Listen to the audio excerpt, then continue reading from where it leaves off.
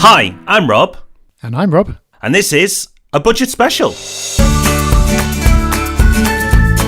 Yes, welcome to this very special episode of Ask Rob and Rob, where there is no question being asked. We don't have a questioner because there hasn't been time. We're recording this literally minutes after Phil Hammond has sat down after delivering his budget, because we know that lots of you, even though you haven't sent in a recording, will have questions around what this budget means for property investors.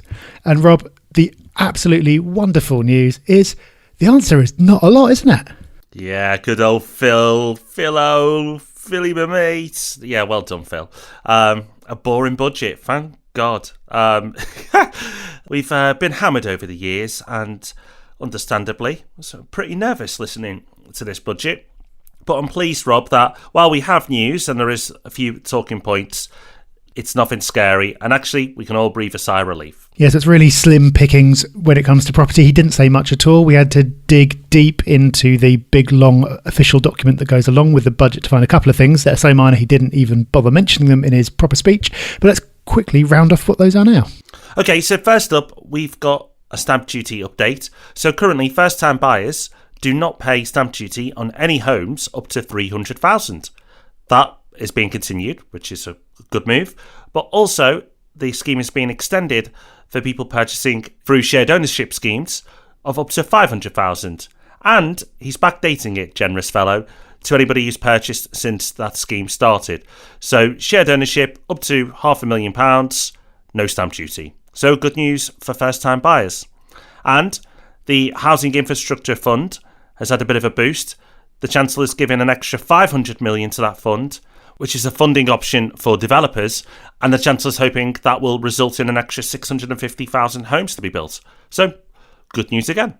One little tweak that he's made for property investors, because he couldn't leave us alone completely, was to lettings relief. And this is a relief that reduces the amount of capital gains tax you pay on any property that you have at some point lived in and then subsequently let out. And this has now been changed so that the period of lettings relief only applies to any period that you've been in shared occupancy with a tenant. And there is also a final exemption period of 18 months that's been cut to 9 months. So that's a change that could result in more capital gains tax being paid, but only for any property that you're selling that you have at some point lived in and let out. And something that will affect everyone, because it's going to affect house prices in general, is that Help to Buy has been extended by another 2 years. It previously was ending in 2021. They've announced that it will run for another 2 years until March 2023. And they say that after that, they did not intend to extend it further. So this seems to be one final extension and a bit of a warning that it's not going to last forever. And that still only applies to first-time buyers. And there will now be regional caps on the value of the property that you can use that up to. The budget has a nasty way of lulling you almost to sleep with a whole list of boring statistics about things that have happened and then hammers you with the interesting stuff right at the end. So I was waiting until he was actually sitting back down again at the end to make sure we go, oh, and another thing. But he didn't. That really was it. I've never been so happy to be so bored. Hear, hear.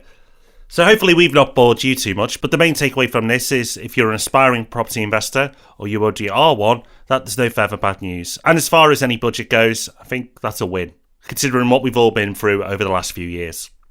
So next week, we'll be back with another Ask Rob and Rob, and we'll be back with the main podcast on Thursday. But until then, take care. Bye-bye. Bye-bye.